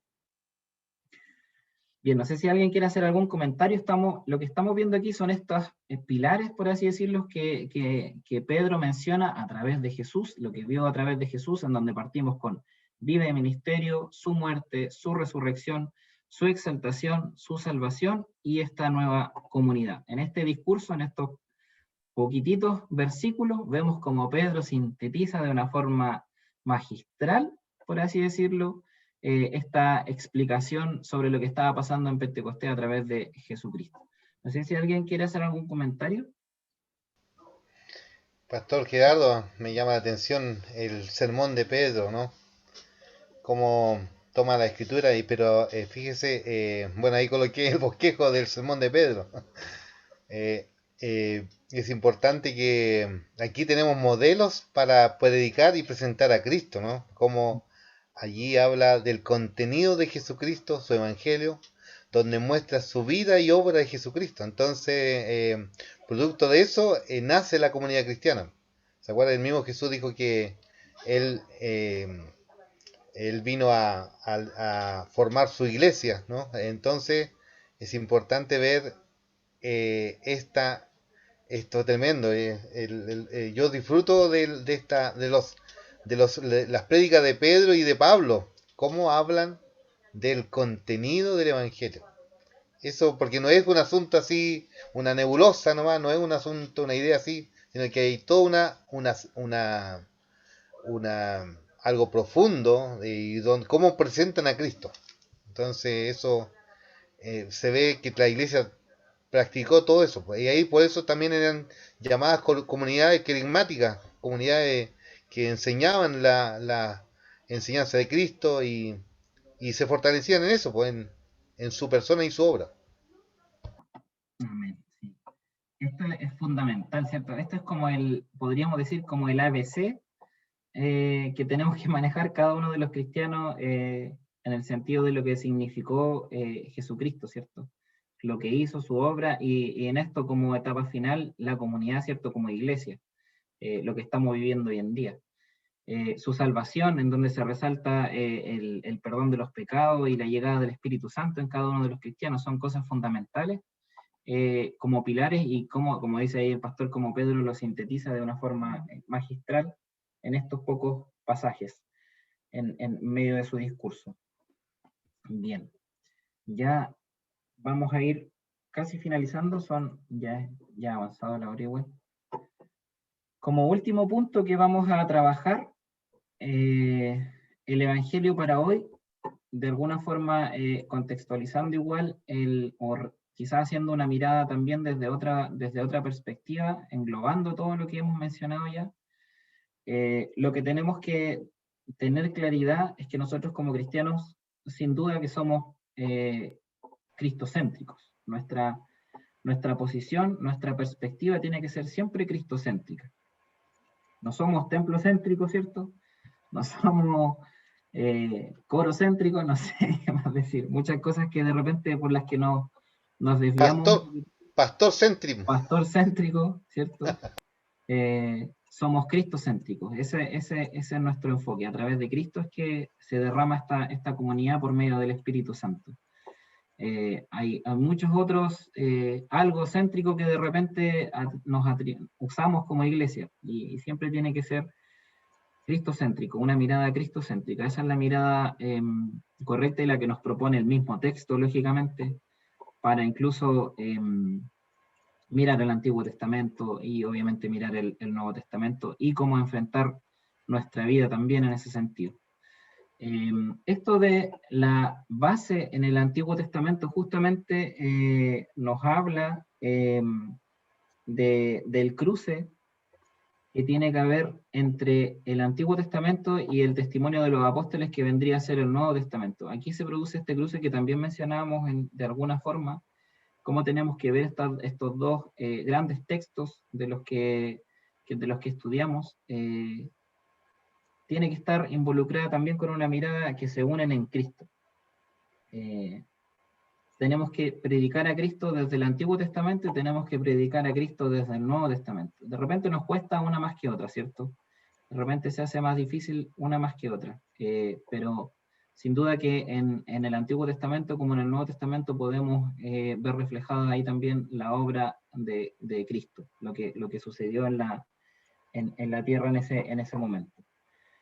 Y eso tiene que ver también con el testimonio de los apóstoles. Y algo que tiene que ver con nuestro testimonio, con lo que nosotros estamos viviendo, tiene que ver con las promesas del Evangelio, el perdón de los pecados de los que somos testigos, cada uno de nosotros, y de la llegada en nuestra vida del Espíritu Santo. Ahí puse entre paréntesis que ambos se simbolizan en el bautismo. Pero aquí están como las otras partes. Tenemos que tener una centralidad en Jesucristo. Tenemos estos testigos que bien son primarios de alguna otra forma, y eso tiene que ver un poco también con esto de la profecía que hablábamos delante cuando la querida hermana Vero hizo una pregunta. Porque aquí está la base para todo. Esto es como lo fundamental. Nuestro testimonio de alguna forma pasa a ser secundario. Pero este testimonio que tiene que ver con las escrituras, Antiguo Testamento y el testimonio de los apóstoles, que es el Nuevo Testamento, es como principal, es lo central también. Va también después de la centralidad de Jesús, por supuesto. La centralidad de Jesús está sobre esto. Pero estos testimonios son los fundamentales, y por supuesto que también es válido nuestro testimonio como persona, quizás en algún segundo grado. Y espero que se entienda bien eso, porque tiene que ver con nuestra vida en sí, cómo esa transformación de la que dijimos que íbamos a hablar, cómo se refleja, cómo se muestra la transformación de vida después del Espíritu Santo, el cambio de vida que debemos tener continuo, constante, en este mejorar, para poder ser buenos testigos, para poder dar un buen testimonio de lo que somos, y ahí es donde se refleja entonces de alguna otra forma, promesas que nos ha entregado el Evangelio, en donde vemos este perdón de pecados y el obrar del Espíritu Santo en cada uno de nosotros con profundidad. Ese es nuestro testimonio, el cambio de vida. Y lo último que vamos a estar viendo es Jesús en 3 niveles, que era algo que se proponía ahí también. Perdón. No sé qué apreté. Ahí sí. Jesús en 3 niveles como hechos históricos. Nosotros tenemos que tener claridad de que el Jesús que tenemos que nosotros, del que tenemos que hablar, el que tenemos que mostrar, tiene cosas fundamentales también. El autor también hacía una mención de que pueden andar muchos Cristos por ahí dando vueltas, pueden andar muchos Jesús por ahí dando vueltas, porque esos Jesús no tienen que ver con opiniones personales de alguna manera. Puramente, ¿cierto? Solamente de eso. Tienen que ver con cosas básicas y fundamentales para nosotros como iglesia. Y en ese sentido, el hecho histórico es una cuestión que no podemos pasar de largo. Cristo Jesús caminó en la tierra, anduvo en la tierra, fue hombre, 100% hombre, murió y resucitó. Eso como hecho histórico es algo que es básico para nosotros, que tiene que estar ahí marcado. Eso es fundamental en ese sentido de lo que estamos viendo aquí en ese Jesús en 3 niveles. Y esto tiene una significación teológica. ¿Y qué significa esta significación teológica? Que el que haya vivido, el que murió y resucitó, apuntan a la salvación. Ahí hay una implicancia teológica. ¿Cuál es la implicancia teológica? Que a partir de eso puede haber salvación para las personas. Y aquí es donde se enfrenta este mensaje contemporáneo, que tiene que ver que esa salvación se abre universalmente, se abre a toda criatura, y esta salvación es lo que viene a enfrentar al hombre, a hombres y mujeres, ¿cierto? En el sentido de que ahí es donde tiene que haber arrepentimiento. Y por eso es que hay un mensaje contemporáneo. Porque hoy día podemos hablar de este arrepentimiento que es tan necesario para los que no conocen al Señor, ¿cierto? Ahí es donde está este mensaje contemporáneo, y ahí es donde se empiezan a unir todas estas cosas con el Jesús histórico, la significación teológica que tiene que ver con de dónde se desprende la salvación, y este mensaje contemporáneo, que es el que tenemos que proclamar nosotros hoy día como iglesia, que tiene que ver con un mensaje de arrepentimiento y de llegada de Espíritu Santo para los que reconocen al Señor como su Salvador. Amén. No sé si hay algún comentario, ya hemos... Estuvo lindo, no nos quedando ningún... Hola, Yanet. Qué bueno, Yanet. Y gracias por estar orando por mi mamita. Sigo pidiendo oración por mi mami. Ya. Gracias por compartirlo. ¿Alguien más aparte de la Yanet también quiere hacer un comentario? Yo doy gracias a Dios, ¿cierto?, por este estudio. La verdad que se ha escuchado mucho, ¿cierto?, que estamos en los últimos tiempos, en los últimos días, que el Señor viene.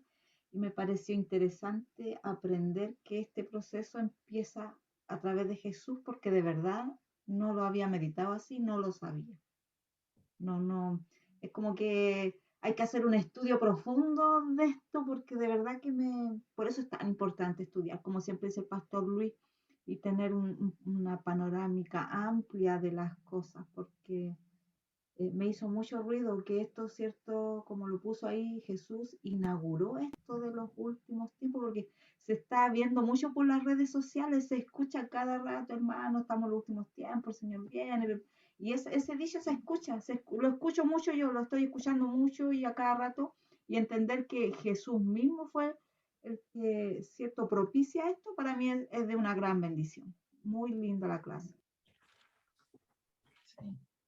Y de repente, yo creo que eso nos pasa porque como vivimos toda la historia obviamente la observamos desde nuestra perspectiva, pero lo que de repente no captamos es que nuestra perspectiva está chiquitita, temporalmente, es un suspiro en nuestra vida, es realmente un suspiro, en comparación a la grandeza de Dios. Entonces, por eso cuando nosotros hablamos del último día, además somos medio egocéntricos, porque siempre en los últimos días, cada época de la iglesia ha creído que está viviendo los últimos días en el sentido que menciona usted, hermana, los últimos días en el sentido de que en unos años más va a llegar Jesús. Cada época de la iglesia ha creído eso, cada una. Entonces, yo creo que es un poco egocéntrico, es como que nada, a mí me va a tocar, pero está bien que pensemos que va a venir Jesús pronto, si eso no es el problema. El problema es cuando de repente polarizamos un poco esto de los últimos días con que van a venir esas cosas apocalípticas de las catástrofes y va a quedar la embarrada por acá y todo, y todo lo como que lo extrapolamos como a ese lado, y la misión de la iglesia sigue siendo siempre la misma, que es evangelizar, que es hacer discípulos, siempre eso no cambia, no va a cambiar en ningún punto. Pero yo creo que como nuestra perspectiva es tan chiquitita, no somos capaces obviamente de entender la plenitud del plan de Dios, y por eso es que decimos, claro, en los últimos días sí, yo estoy viviendo mi época es esta de los últimos días, Y vuelvo a decir, no está mal que pensemos que el Señor va a venir pronto, porque es parte de nuestro mensaje, el Señor viene pronto. Pero ese viene pronto, sin duda que está sujeto a la perspectiva del Señor, no a la nuestra.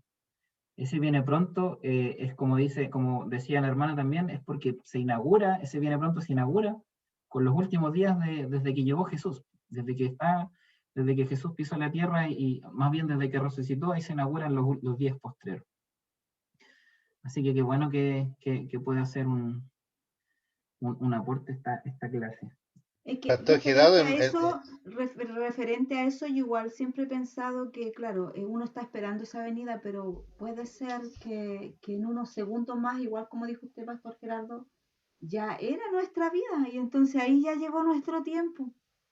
Entonces, hay que verlo de esa perspectiva, porque claro, uno habla, estamos en los últimos tiempos del Señor, pero nuestro propio tiempo personal va a ser en cualquier minuto. Puede ser en el silencio de la noche, en unos minutos más, solo Dios sabe. Porque ahora estamos aquí, en unos minutos más no sabemos, solo Dios sabe que viene por nuestra vida y ahí acabó todo. Ahí ese era nuestro tiempo. Cuando uno habla mucho, estamos en los últimos tiempos y nuestro tiempo es tan personal, es único con el Señor. Sí. ¿El pastor iba a decir algo? hermano Luis escribió algo ahí, no sé qué quiso decir los versículos ahí, hermano Luis. Sí, anoté en el versículo 33, cuando dice, así que exaltado por la diestra de Dios y habiendo recibido del Padre la promesa del Espíritu Santo, se está refiriendo a nuestro Señor, ¿cierto?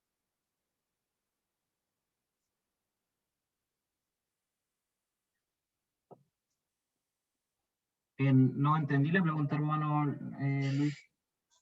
Dice el versículo 33 que viene del versículo 32, a este Jesús resucitó Dios, de lo cual, dice, de lo cual todos nosotros somos testigos.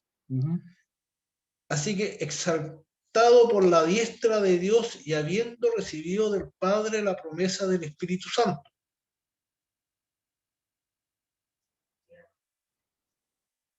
¿Se refiere se sigue refiriendo al Señor? En el sentido de que la pregunta es como que Jesús recibió el Espíritu Santo.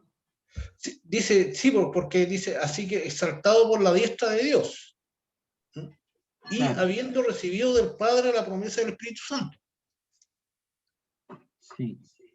No sé si la versión que tiene usted, pastor, lo dice de otra forma, porque la mía está casi igual como la que dice el hermano Luis.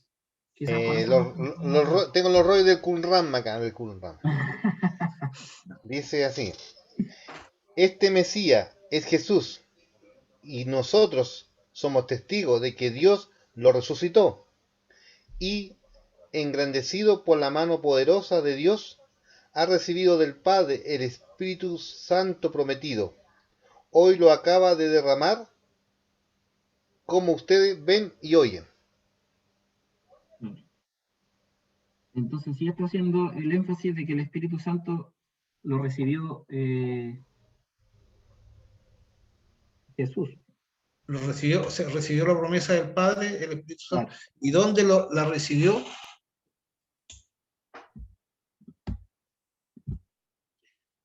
Creo, hermanos, que esa parte se refiere a cuando Jesús recibió, ¿cierto?, la promesa de Dios de poder enviar el Espíritu Santo hacia la tierra. Entonces, él toma esa bendición, ¿cierto?, del Padre, y Jesús la envía su Espíritu. Y así se cumple también su promesa de que iba a enviar a un Consolador, que iba a enviar al Espíritu de verdad. El Paracleto. El Paracletos.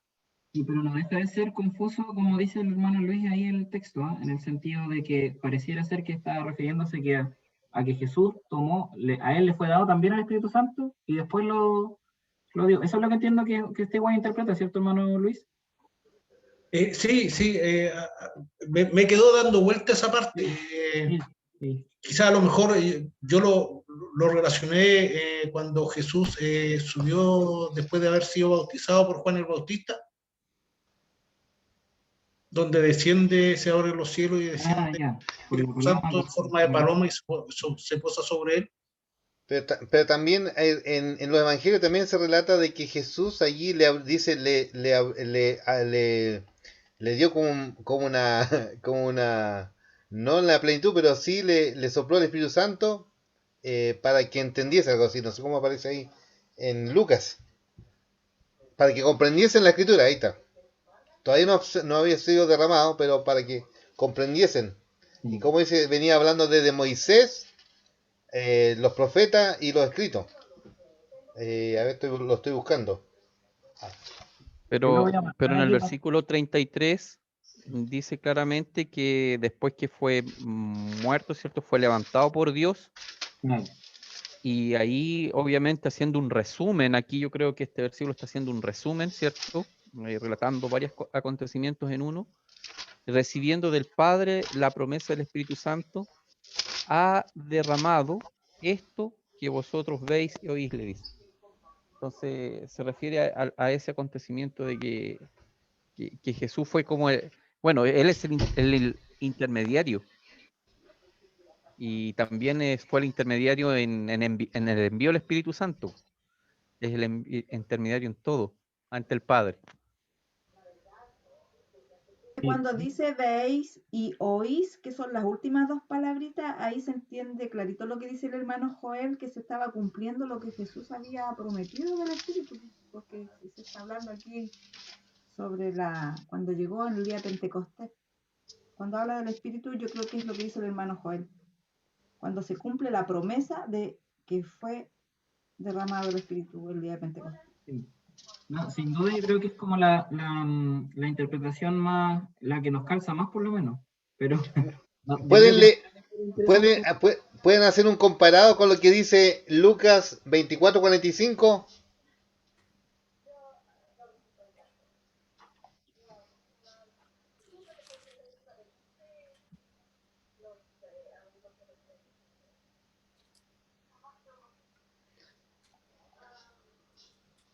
Entonces le abrió el entendimiento para que pudieran comprender las escrituras. ¿Sí? Ahí habla de que como... Ahí le está hablando de la promesa, que iba a mandar la promesa, pero a través de Cristo iba a cumplirse. Por eso es necesario que Él iba a ser ascendido, iba a descender en su espíritu. Asciende y desciende su espíritu. Y el Espíritu Santo viene a glorificar a Cristo. Sí. Pero yo me recuerdo también de que hay una parte que es un poco intrigante, igual que esta, en Marcos, no me recuerdo bien qué pasaje, pero que hace una mención de el Dios de Jesús.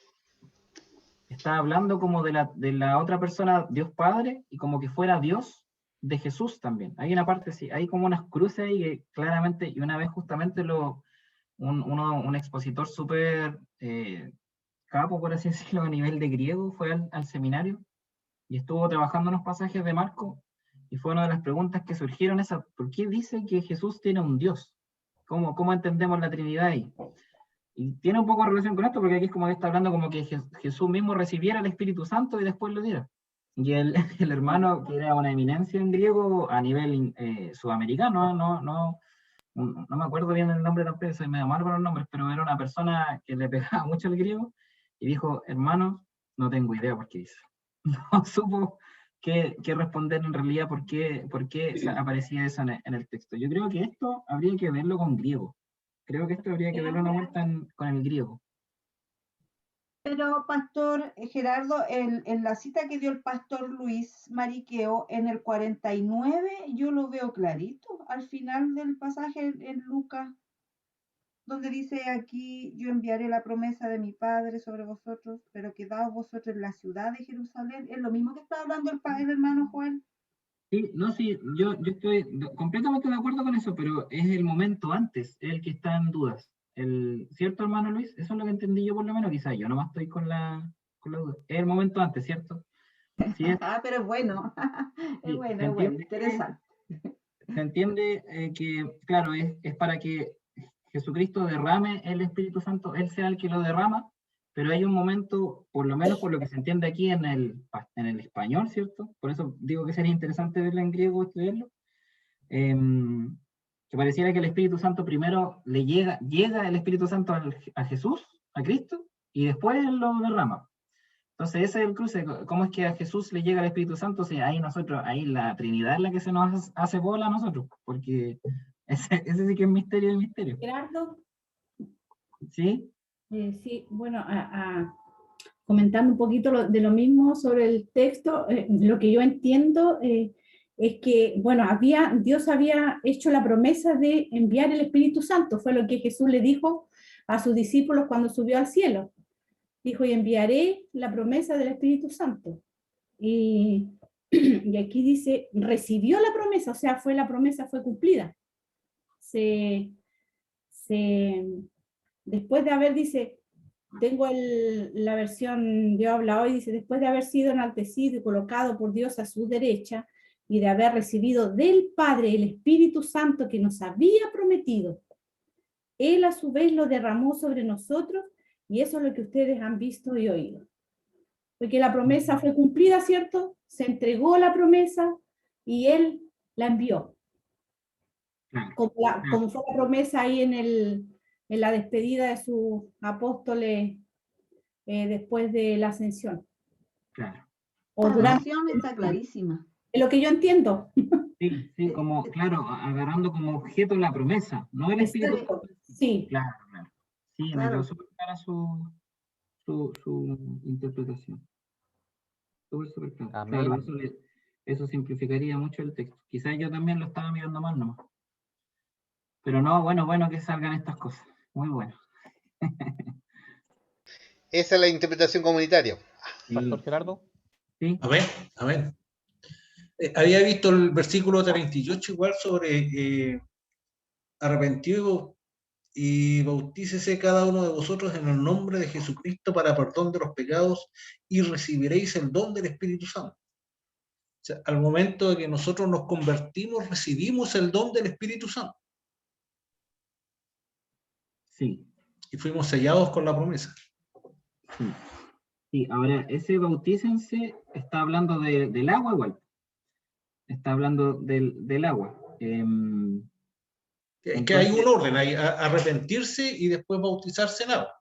Claro, eso lo mencionábamos delante un poquitito, que aquí en Hechos justamente se da un poco las dos situaciones, en que junto con el bautismo en agua viene el bautismo del Espíritu Santo, juntos, al mismo tiempo. Y también hay pasajes en que son aparte. Entonces ahí, por eso yo delante comentaba un poquitito que puede que no confundamos también un poco en esos momentos, porque nosotros siempre hemos entendido que no tienen relación directa el uno con el otro, sino que el bautismo en agua es una cosa más testimonial en la iglesia. Pero aquí en esta parte, en Hechos, se dan ambas situaciones. Más adelante vamos a ir viendo las otras en que no están relacionados íntimamente el del agua con el del Espíritu Santo. Y por último, Pastor Gerardo, el versículo 42 dice, y perseveraban en la doctrina de los apóstoles y en la comunión con él en el partimiento del pan. ¿Cuál era la doctrina de los apóstoles en ese momento y a qué se refiere con el partimiento del pan? Se relaciona con la doctrina de Dios el Padre, Dios el Hijo, Dios el Espíritu Santo, sí, y la doctrina y el partimiento del pan a la cena, a la Santa Cena. Sí, claro, el partimiento del pan sin duda que tiene que ver con la Santa Cena, y la doctrina es que de repente nos tomamos como muy literal de la interpretación, porque por ejemplo la mía dice las enseñanzas de los apóstoles, ¿no? Es una cuestión bien general, está hablando de las enseñanzas de los apóstoles. Así que sí, esa es la... Por eso... Y la enseñanza de los apóstoles lo vemos ahí a través de la predicación de Pedro, que era predicar a Cristo. Claro. No eran hablar de ellos mismos, inclusive ellos no se exhibían, sino que ponían a Cristo en alto. Por eso el mensaje de la cruz era tan poderosa. Por eso es importante valorar el sermón de los apóstoles. Ponen a Cristo en alto. Ellos se humillan, a Cristo exaltan. Cristocéntrico, como dijo Pastor. Sí, cristocéntrico es el tema. Es súper, Pastor creo Gerardo, que aquí mismo. yo quería tocar un poquitito lo que se estaba debatiendo o conversando anteriormente con respecto a los postreros días.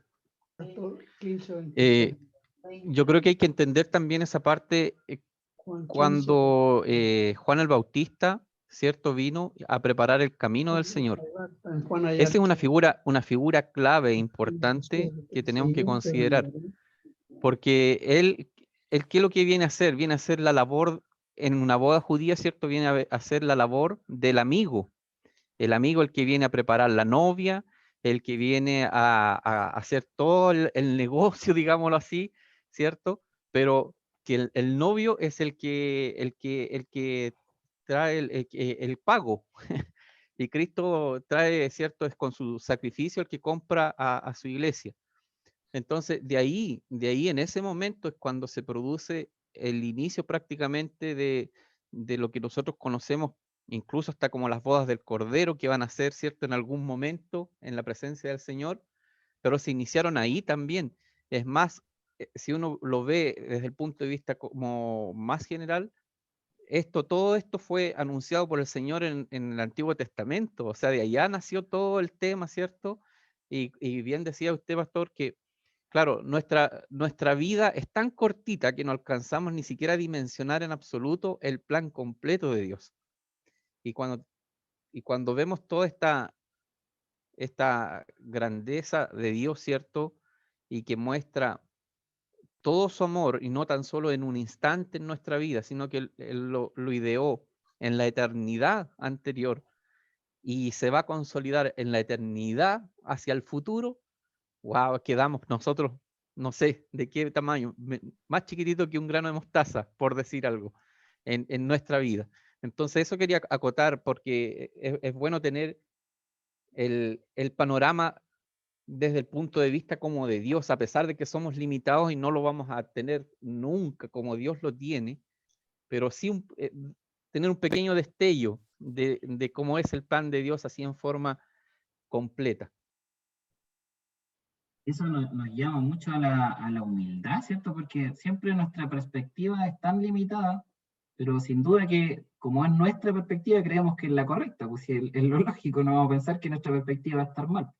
Pero justamente desprendernos un poco de eso, no, de nuestra perspectiva, nuestra interpretación, nos va a costar muchísimo, pero tiene que ver con tratar de, como dice usted, un destello, que eso me gustó mucho, un destello de la perspectiva del Señor, nos va a ampliar mucho más la perspectiva histórica como es, o como va a ser, o cómo se va a seguir moviendo, el obrar de Dios en lo trascendental que significa aquello, que siempre vamos a ver destellos nomás, como decía usted, yo creo.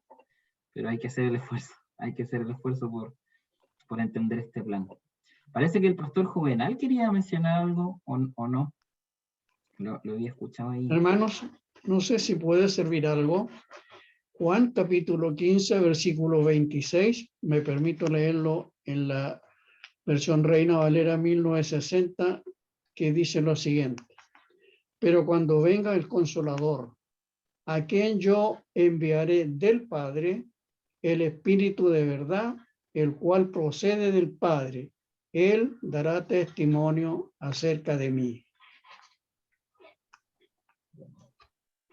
Amén. Gracias, pastor. Ahí está lo que estábamos hablando delante del espíritu. Sí, gracias, pastor.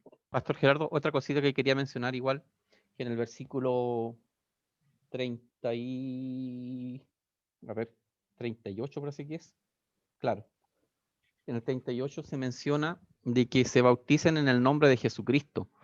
Y quizás eso puede a lo mejor también causar controversia cuando nosotros decimos, pero ¿cómo si en los evangelios dice que tienen que bautizarse en el nombre del Padre, del Hijo y del Espíritu Santo? Quizás a lo mejor podríamos conversar un poquitito sobre eso igual, si es posible.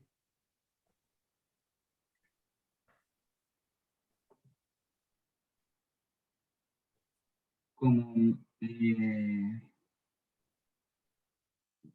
no sé bien qué decir, la verdad. Yo creo que hay, bueno, como estaba en un contexto judío, obviamente, usted sabe que los judíos esperaban el Mesías, ¿cierto? Pero para ser libertado desde el punto de vista político. Pero fíjese aquí, por eso, porque los judíos abrazaban a Yahvé, ¿no? Yahvé, Yahvé, Yahvé. Y a Cristo en el segundo, como que estaba en una mirada del rechazo, ¿no? De desprecio. Por eso lo mataron, lo entregaron. Y yo pienso que está implícitamente ahí, está, yo creo que la gran comisión de bautizar en nombre del Padre, del Hijo y del Espíritu Santo. Pero, ¿qué pasa? Yo veo lo que pasa a ellos. La iglesia comenzó en un contexto judío. Ya, entonces, ¿qué ponen el acento ahí? A Cristo, la segunda persona de la Trinidad. Bueno, con el Padre y el Espíritu Santo no había problema.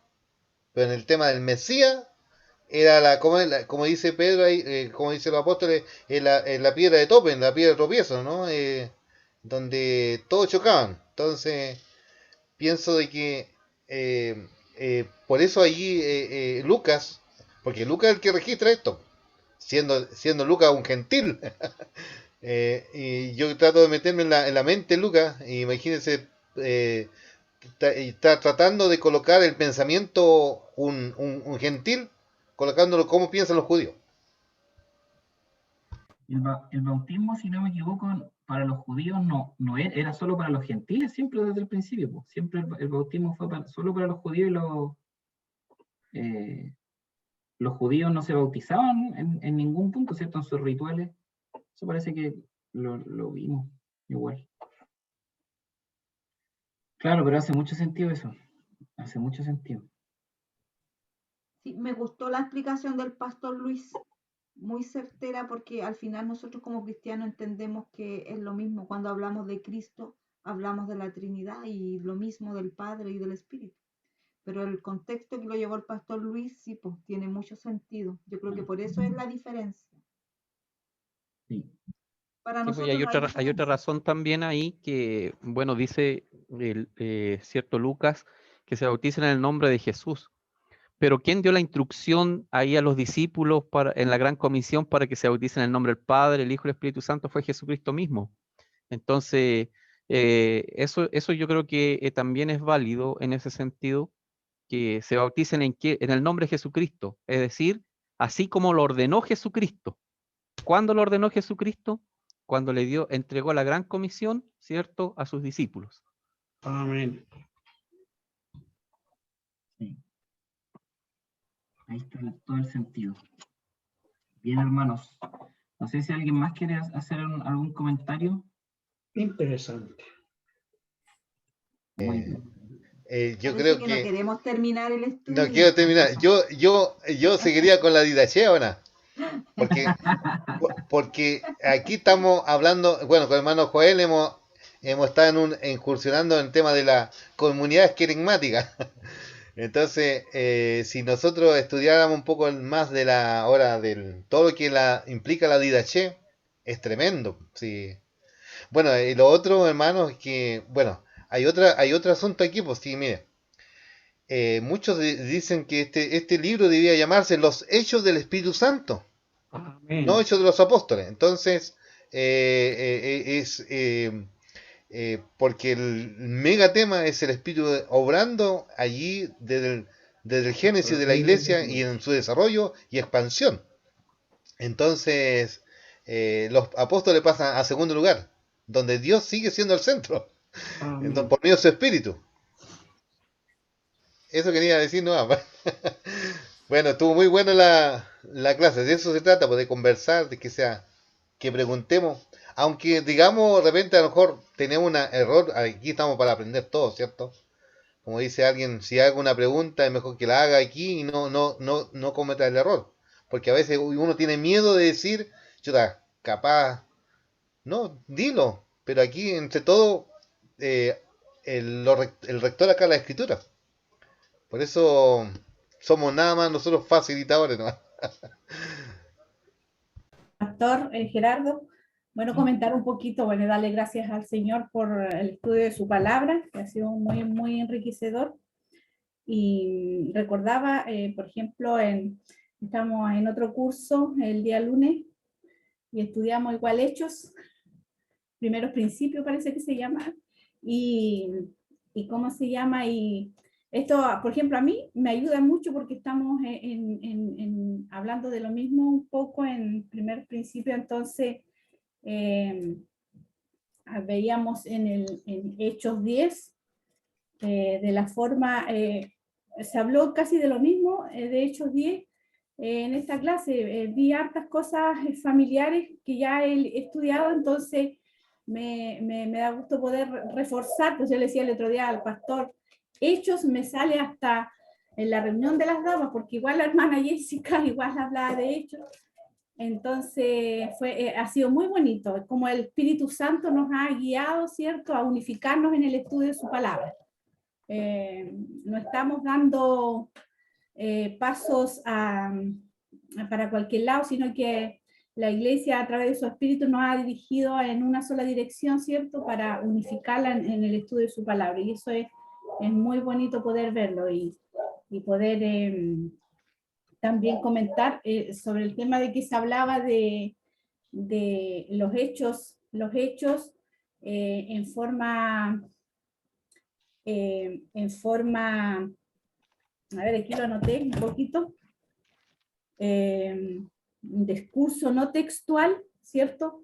Que está escrito no 100% todo lo que se dijo, hasta donde yo entiendo, ¿cierto? No todo 100% lo que se dijo allí mientras los apóstoles predicaban el Evangelio, sino que el Espíritu Santo recogió las cosas que realmente a nosotros necesitamos para crecer en el Señor. Entonces, también entiendo eso, que el Espíritu Santo nos entrega en la Escritura lo que nosotros se nos ha sido revelado, no porque solamente a Lucas se le ocurrió escribirlo de esa forma, sino que también fue dirigido por el Espíritu Santo para escribirlo de esta forma, porque los detalles nos pueden perder un poquito en la historia, porque lo que realmente importa es la obra completa de Jesucristo, el propósito por el cual Él vino. Por eso, no sé, pues no están las recetas de las comidas que comió Jesús, porque también pudieron haberlo escrito así, ¿verdad?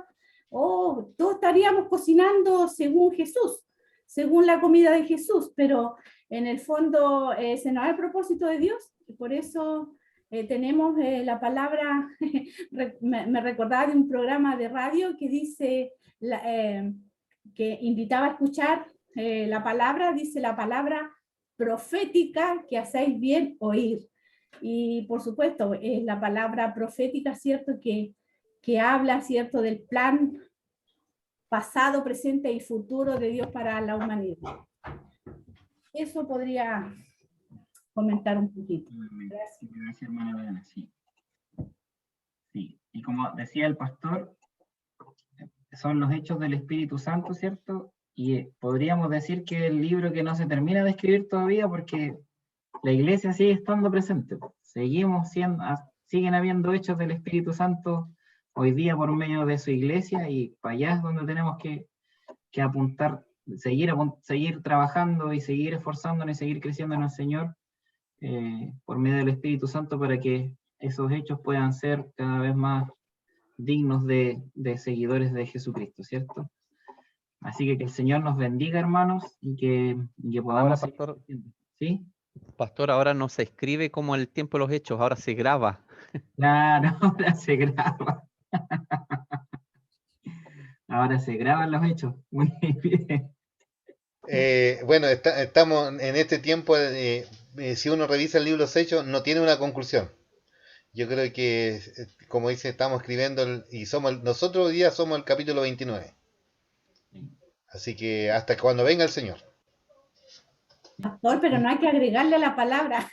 No, pues porque el libro de los Hechos no tiene un cierre, no hay una conclusión. Quedó así como hasta ahí. Lo seguimos escribiendo. Sí, tú y yo. Amén. Amén. Amén. Tú y yo somos palabras vivas. Eso. Somos los hechos del Espíritu Santo. Amén. Somos la iglesia. Así es. Bien, hermanos, entonces damos por concluido este este estudio. Agradecemos al Señor, ¿cierto? Gracias a todos por su... No, me dice hermano. Gracias a todos por su participación. Y nos encontramos el próximo viernes. Pues el próximo viernes continuamos estudiando y por supuesto que el fin de semana las actividades que se vienen ahí en el culto de Acción de Gracias también, ahí nos encontraremos.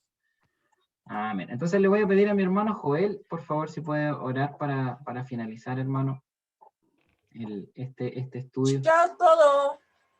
Chao, Janet, cuídate. Chao. Chao, Janet. Amén, amén. Justamente estaba pensando en eso, Pastor Gerardo, y yo creo que el Señor nos puso en el mismo sentir. Tenía ganas de terminar orando por esta clase tan donde el Espíritu del Señor obró en nuestras vidas. Me siento así. Señor, tú sabes, Señor, lo que está pasando en cada uno de nosotros y tu Así es, obra, tu Espíritu Santo, Señor, sigue manifestándose en nuestras vidas, así como se manifestó también, Señor, en el tiempo en que fue derramado tu Espíritu, Señor, sobre tu iglesia por primera vez. Y te damos muchas gracias, Señor, porque ese mismo Espíritu hoy día nos enseña, nos trae a la verdad, nos direcciona, Señor, nuestra vida hacia la persona de tu Hijo Jesucristo. Gracias, Señor, porque a través de tu palabra, la cual nosotros hoy día, Señor, la tenemos en diferentes versiones, nos ayuda a comprender, junto con tu Espíritu, Señor, tu plan maravilloso, en el cual, Señor, estamos nosotros presentes, solamente, Señor, por tu gracia, por tu gran amor. Señor, recibe la adoración de nuestros corazones, porque Padre Celestial, entendemos, Señor, de que hemos sido rescatados de las tinieblas y llevados, Señor, a esa luz admirable, a esa luz que solamente Jesucristo nos ha repartido conforme a su gracia, conforme a su voluntad. Muchas gracias, Señor, por este estudio. Muchas gracias, Señor, por el pastor Gerardo que estuvo, Señor, ahí dirigiendo todo esto. Muchas gracias por la intervención de cada uno de mis hermanos y hermanas. Muchas gracias también, Señor, principalmente por la presencia de tu Espíritu Santo en nuestras vidas. amén, Aquí Señor. entendemos, Señor, que la iglesia no está limitada a un lugar físico, no está limitada, Señor, a una casa, sino que tu iglesia, Señor, está en nuestros corazones y tu Espíritu Santo, Señor, nos mantiene unidos en la reflexión más profunda de tu palabra. Muchas gracias, Señor. Te damos a ti la honra y la gloria en esta noche y solamente, Señor, nos quedan palabras de gratitud y alabanza a tu nombre. Recibe, Señor, nuestra oración en el nombre glorioso de tu Hijo Jesucristo, nuestro Señor, nuestro Salvador. Amén. Amén. El Señor los bendiga, hermanos. Amén, amén, Señor. Nos vemos, besitos. Nos vemos. Un Bendiciones. abrazo. Chao. Un abrazo. Chao, chao. Chao, chao. Tiene, hermano.